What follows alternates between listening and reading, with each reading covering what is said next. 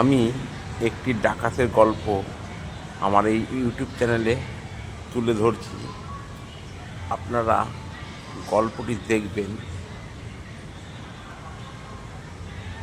এবং ভালো লাগলে সাবস্ক্রাইব ও লাইক ও কমেন্ট করে জানাবেন। গল্পটির নাম ডাকাতের দল। এক কৃষক এর পরিবারে কৃষক আর কৃষকেরই স্বামী স্ত্রী, তাদের একটি বেগুনের ক্ষেত আছে। তা বেগুন লাগিয়েছে, তার কোনো সন্তান হয় না। তা মাস 6 পরে একটি সন্তান হয়েছে। সন্তানটি হলো একটি ব্যাঙ। ব্যাঙ জন্ম নেওয়ার সঙ্গে সঙ্গেই মাকে বলে, মা বাবা কই? তখন মা বলছে বাবা মাঠে গেছে বেগুনের ভুঁইতে। তখন ওই ব্যাঙ বলছে আমি বাবার কাছে যাব, আমার বাবাকে ভাত দিতে যাব, তুমি আমার ভাত দাও। তোর মা বলছে খোকা তুই এখন এত ছোট, আর তুই ব্যাঙ, তুই কি ভাত নিয়ে যেতে পারবি? বলছে হ্যাঁ মা পারবো, তুমি আমার পিঠের ওপরে ভাতটা বেঁধে দাও, আমি ঠিক নিয়ে চলে যাব বাপের কাছে। তখন ওর মা ব্যাঙের পিঠের ওপরে ভাত বেঁধে দিয়েছে। তখন মাঠে যাচ্ছে, তখন ওই ব্যাঙ বাবা বাবা করে চিৎকার করছে, বলছে বাবা আমি ভাত এনেছি, বাবা আমি ভাত এনেছি। তখন ওই চাষিটা ভাবছে আমার তো কোনো সন্তান নেই, বাবা বাবা বলে কে ডাকছে। তখন গেছে, বলছে বাবা আমি তো এখনই জন্ম নিয়েছি, জন্ম নিয়েই আমি এসেছি তোমার কাছে ভাত দিতে। তা তুমি এক কাজ করো বাবা, তুমি ভাত কটা খাও, আমি লাঙলটা চষি। তখন বাবা বলছে তুই এতটুকু ছেলে, তুই লাঙল চষবি কী করে? বলছে না বাবা আমি পারবো। আচ্ছা ঠিক আছে। তখন ওর বাবা বলছে ঠিক আছে তুই লাঙল চষ, আমি তাহলে ভাত খেয়ে আসি। ও যখন লাঙল চষতে গিয়েছে, গরুতে তো নাদে এবং পায়খানা করে, যাহা তো পায়খানা করেছে গরুর গোবরের নিচেই ব্যাঙ চাপা পড়ে গেছে, ব্যাঙ আর চাপ উঠতে পারেনি। তখন বাবা খুঁজে খুঁজে খুঁজে খুঁজে খুঁজে খুঁজে খুঁজে পেল না। তখন বাড়ি চলে আসলো, এসে স্ত্রীকে জিজ্ঞাসা করছে হ্যাঁ গো, একটি ছেলে আমাকে ভাত নিয়ে গেল, কে? বলছে ওটা আমার সন্তান আজকে হয়েছে। তার সমস্ত কথা খোলার পর চাষি বিশ্বাস করলো, বলে ছেলেটা গেল কোথায় তাহলে? তারপরে একটি ডাকাতের দলের 10 জন আছে, ওরা ডাকাত করেই বেড়ায়, এ বাড়ি সে বাড়ি, এ বাড়ি সে বাড়ি, এ বাড়ি সে বাড়ি ডাকাত করে। তা ডাকাতরা একটা বাড়ির থেকে ডাকাতি করে সোনা দানা গয়না এইসব নিয়ে এসেছে, ভাগ বাটা করছে।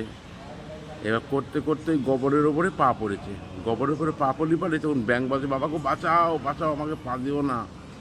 তখন ডাকাতের দল থমকে গিয়েছে, বলছে কী ব্যাপার, কে আওয়াজ করছে? তখন দেখে একটি ব্যাঙ। তখন বলছে এই ব্যাঙ তুই এমন আওয়াজ করছিস কেন? বলছে আমি আমার বাবার ভাত দিতে এসেছিলাম, যে গরুতে পায়খানা করেছে, পায়খানার নিচের উপরে আমি চাপা পড়ে গেছি, আমি এরকম এবার এই ব্যাঙকে ধর, ধরে মার। তো ব্যাঙ বলছে ব্যাঙ ডাকাতবাবু তোমরা আমাকে মেরো না, তোমাদের দলে আমাকে নাও, আমি হয়কে 9 করবো, 9কে 6 করবো, আমি এতটুকু হলে কী হবে, আমার চরম ক্ষমতা। তখন একটা ডাকাত বলছে তা সত্যি, এ যদি আমাদের দলে আসে তাহলে চুরি চামে ডাকাতি করতে আমাদের একটু সুবিধা হবে। তখন ডাকাতের দলে ভিড়ে গেল। এইবার ঘরে তালা দেওয়া আছে, একটি বুড়ি শুয়ে আছে। ব্যাঙ বলল আমি ওই ফাঁকা দিয়ে ওই ঘরের মধ্যে ঢুকবো, ঢুকে আমি সব চুরি চামড়ি করবো, করে ফাঁকা দিয়ে তোমাদের দিয়ে দেবো। তো গল্পটা এইভাবেই চলছে। ডাকাতরা দেখলো এই ব্যাঙ যদি আমাদের দলে এইভাবে চলে, তাহলে আমরা অনেক বড় বড় কাজ সাকসেস করতে পারবো, বড় বড় জায়গায় ডাকাতি করতে পারবো। কারণ ডাকাতরা একদিন প্ল্যান করলো যে একটা ব্যাংকে ডাকাতি করতে হবে, ব্যাংকে ডাকাতি করতে হবে। ব্যাংকে বললো ব্যাঙ এই ব্যাংকে ডাকাতি করতে হবে, তুমি এক কাজ করো, তুমি লাপাতে লাপাতে গিয়ে ব্যাংকের মধ্যে যে কোনো এক কোণামে জায়গা নাও, জায়গা নেওয়ার পরে যখন ব্যাংক বন্ধ করে সব কর্মীরা অফিসাররা যখন বেরিয়ে যাবে তখন তুমি ওই চাবি নিয়ে তুমি আমাদেরকে ভেতরে ঢুকিয়ে নেবে। তখন ব্যাংক বলল ঠিক আছে। সব যখন ব্যাংক বন্ধ করে ব্যাংকের কর্মচারীরা যার যার বাড়িতে চলে গেছে, ব্যাংক তখন ওই রাত্রিরে সমস্ত চাবি নিয়ে একটা একটা করে গেট খুলে খুলে খুলে খুলে সমস্ত ডাকাতগুলোকে ভেতরে নিয়ে নেয়। তখন ডাকাতরা ভেতরে গিয়ে তখন ওই ব্যাংকের কাছে ছিল ক্যাশ বাক্সের চাবি। ওই চাবি দিয়ে ক্যাশ বাক্স থেকে ক্যাশ নিয়ে ডাকাতি করে বেরিয়ে গেল, কেউ ধরতে পারলো না।